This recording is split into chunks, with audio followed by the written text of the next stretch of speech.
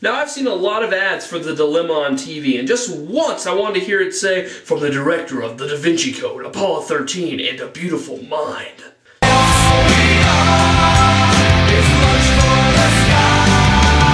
Today I woke up, picked up some friends, and eventually went and saw The Dilemma. Then I had to go to work. After work, I went up and picked up another friend, and we went and saw The Green Hornet. OMG, what a day. The Dilemma, the first film of 2011 for me. Good way to start off the year?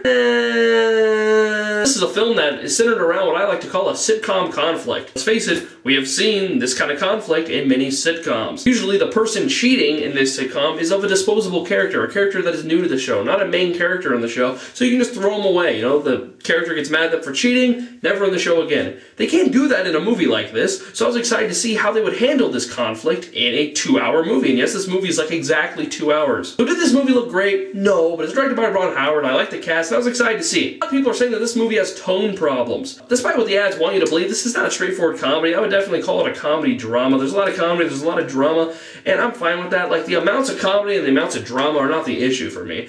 The issue is that some of the comedy is really over the top, and some of the drama is really over dramatic, and they just don't go well together. The final scene in particular, all of a sudden, just it feels like a completely different movie. Comedy of that style just doesn't go with the rest of the movie. Same with some of the drama. There are scenes in this movie where it gets really over dramatic, and multiple times I wasn't sure if it was trying to be funny or not. It was to that extent. The acting is so over the top, and this character is behaving so wildly that I don't know if they're just like really caught up in the situation, it's really big melodrama, or if they're trying to be funny. I didn't know, and it created some awkward moments in the theater. Queen Latifah, her character was practically pointless, and her dialogue was just so stupid, so unfunny, and so over the top that, again, it felt like a character from another movie. And one reason why this stuff doesn't work is that the strongest parts of this movie, I would say, is some of the drama. There is some comedy, but I gotta say that Kevin James and Vince Vaughn in particular do not live up to their comedic potential here. There are scenes of Kevin James where he's awesome, and he's doing a great job with his performance, and he's really funny. But there's not much of that. But I like the comedy here because it doesn't feel forced for the most part. I already talked about some problems with the comedy. Comedy, for the most part, goes with the story. It doesn't feel forced. It isn't just gags they throw in there to be funny. It goes with the story. So I'm not going to complain about the lack of laughs too much because I like a lot of the drama. I'd say the strongest scenes of this movie are dramatic scenes. Probably my favorite part of the movie is when Vince Vaughn confronts Winona Ryder for the first time and talks to her about what happened. There's just a lot of well-done scenes like that that are, you know, relatable. They seem realistic, like how people would handle those situations in real life. And you feel for Vince Vaughn's character. But the big flaws of this movie come out like in the final act when characters just start behaving oddly and you don't know why they're handling the situation the way that they are, why they are mad at this person instead of this other person. And I'm aware that these issues are hard to handle in real life and some people might act crazily, might act stupid, but the film kind of roots for people that they shouldn't be rooting for at times. Like, the way that people treat Vince Vaughn in the end, in some scenes, just isn't right. It really isn't. And this is coming from someone who has had their life affected by infidelity in the past. So I'm not one of these people that looks at this movie and goes, man, this is stupid because, you know, she just made out with a guy. What's the big deal? No, I'm not like that. And the way some of the characters treat Vince Vaughn, and the film kind of pretty much supports it, just isn't right in the end. And there wasn't really anything to it. Like, I was thinking this later, like, maybe if Vince Vaughn was like, alright, I'm not gonna tell him because I don't want to end the deal. You know, they have this huge car deal speech they're gonna give. It's this huge thing for their careers. He's like, I'm not gonna tell him things, I don't want to ruin that. He doesn't do that. He doesn't do anything scummy like that. So the way he's treated later just doesn't really make much sense.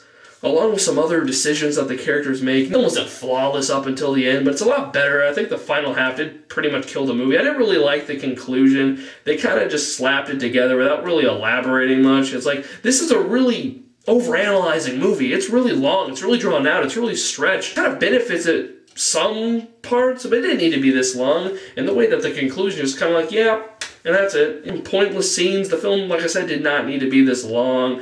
And some of the characters are just handled poorly. Channing Tatum's character was stupid. There are a lot of positive notes, there are a lot of negative notes. It's very flawed, but it's pretty good. It's not a bad movie. Just as a whole, it's not a real good one, but it's okay. I liked some of it a lot. Overall, I'm gonna give it a 6.5 out of 10. Okay film. Green Hornet. For me, seeing the teaser trailer to earlier today, but on my way to the theater, I had no idea what to expect from this movie. Reviews were split. There was a lot of weird things going on with the movie. It was directed by Michael Gondry, the director of Eternal Sunshine of the Spotless Mind. It was a superhero movie written and starring Seth Rogen. You know, there's not much to say. It was just weird. I didn't know if it was going to be good, I didn't know if it was going to be bad, so I saw it with an open mind, and really, like I said, not knowing what to expect, but intrigued. Intrigued by mainly everything going on with this film. This movie's a lot goofier, and the humor is much more stupid than I expected. And oddly, that's not a negative thing. But the problem is that, especially when the film starts, this style of comedy they have just isn't really consistent. The style of comedies are not the same, but I'm going to use this film for an example. Scott Pilgrim vs. the World. You know, everyone's seen it. Think of the style of humor that that film has. Completely, all the way, consistently through the film, it was like that.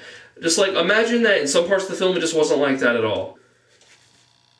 I don't know what film I would say the humor in the Green Hornet is similar to, but you know, it's over-the-top humor, it's stupid, it's not really the way humans act in real life, but I liked it. It was funny for the most part, but it just needed to be more consistent. Parts where it just didn't really work because it felt out of place. But you know, the action is just as over the top, and for the most part, the action is really well done. There are some editing problems, there are a few crappy special effects, but other than that, the action's fun, it's creative. That's the thing with this movie. It's stupid, there's problems with the story, there's problems everywhere, but it's really entertaining, it's really fun, it's really funny. Just turn your brain off, enjoy it. That's what I did. You know, if you think there's a million problems you can point out, and the biggest one I would say is the lack of consistency with the humor. But, you know, when the humor's funny, it's really funny. Seth Rogen, you know, just delivers this weird charm in his role, and so does the guy that plays Kato, although he can't speak English. It's just this likability factor to this movie where you're just like, oh, what the heck, I'll go with it. You know, it's funny, it's really entertaining. If you want that out of a movie, go and see it. If you want anything else, don't go see it. If you're in it because you're a fan of the source material, I have never seen the TV show, but I can practically guarantee it is in no way similar in any way to this movie. Rogen's Green Hornet has absolutely no talents or abilities.